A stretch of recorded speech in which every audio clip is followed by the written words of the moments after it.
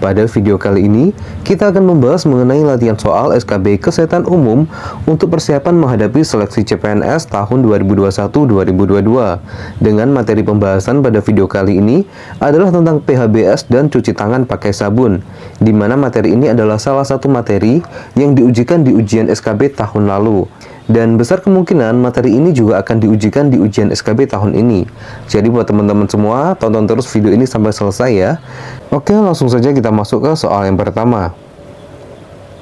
PHBS atau perilaku hidup bersih dan sehat adalah semua perilaku kesehatan yang dilakukan atas kesadaran sehingga anggota keluarga atau keluarga dapat menolong dirinya sendiri di bidang kesehatan dan berperan aktif dalam kegiatan-kegiatan kesehatan di masyarakat. Berikut ini yang bukan merupakan tatanan PHBS adalah A. PHBS di rumah tangga, B.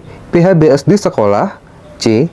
PHBS di tempat kerja, D. PHBS di sarana kesehatan, atau E. PHBS di sarana ibadah.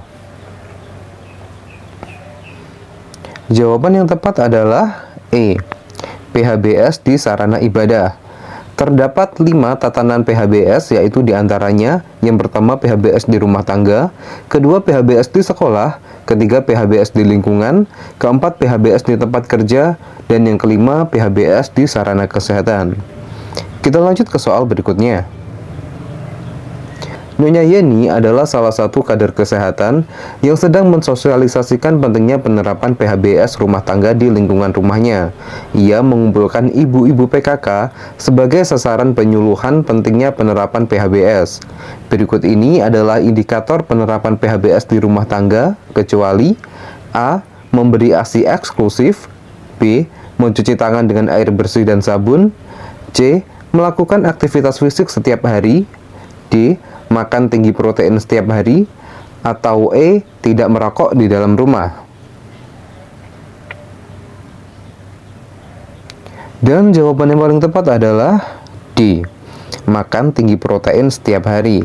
Terdapat 10 indikator penerapan PHBS di rumah tangga, diantaranya yang pertama, persalinan ditolong oleh tenaga kesehatan, 2. Memberi ASI eksklusif, 3.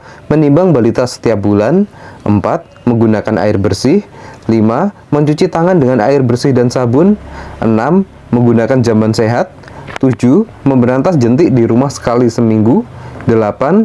Makan buah dan sayur setiap hari, 9. Melakukan aktivitas fisik setiap hari, dan 10. Tidak merokok di dalam rumah. Selain 10 indikator PHBS di rumah tangga, sekarang kita bahas juga untuk indikator PHBS di tempat yang lain ya. Berikut adalah indikator PHBS di sekolah, diantaranya mencuci tangan dengan sabun sebelum dan sesudah makan, kedua, mengkonsumsi jajanan sehat, ketiga, menggunakan jamban bersih dan sehat, 4. Olahraga yang teratur, 5. Memberantas jentik nyamuk, 6. Tidak merokok di lingkungan sekolah, 7. Membuang sampah pada tempatnya, dan yang terakhir, melakukan kerja bakti bersama warga lingkungan sekolah untuk menciptakan lingkungan yang sehat. Berikutnya indikator PHBS di lingkungan atau di tempat umum. Di antaranya yang pertama, menggunakan air bersih, kedua, menggunakan jamban, ketiga, membuang sampah pada tempatnya, keempat, tidak merokok di tempat umum, kelima, tidak meludah sembarangan, dan yang terakhir, memberantas jentik nyamuk. Berikutnya, indikator PHBS di tempat kerja. Yang pertama, tidak merokok di tempat kerja. Kedua, mengkonsumsi makanan yang sehat.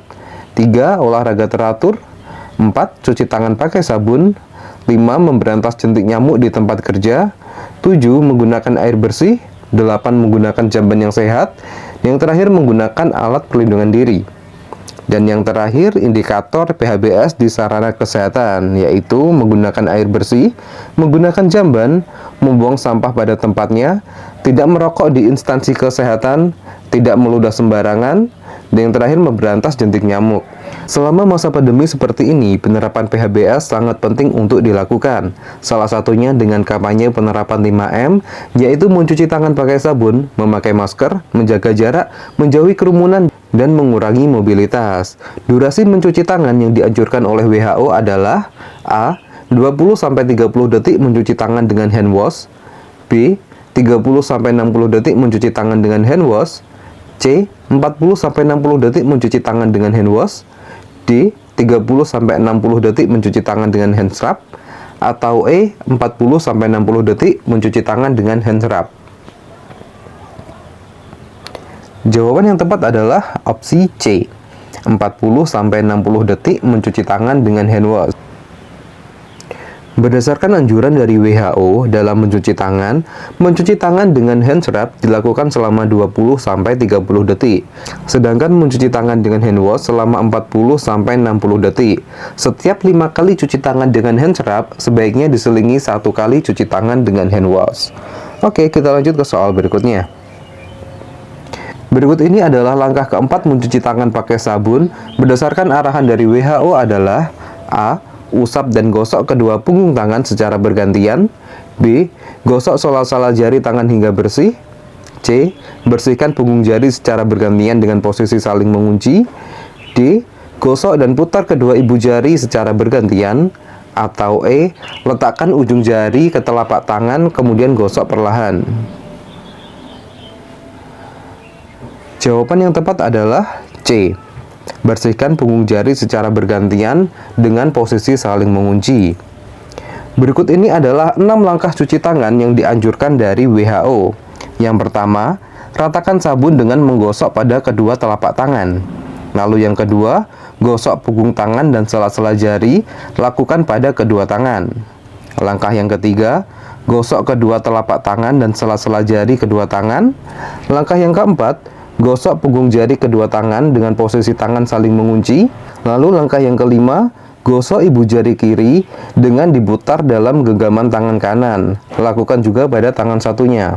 Kemudian langkah yang terakhir, usapkan ujung kuku tangan kanan dengan diputar di telapak tangan kiri. Lakukan juga pada tangan satunya, kemudian dibilas.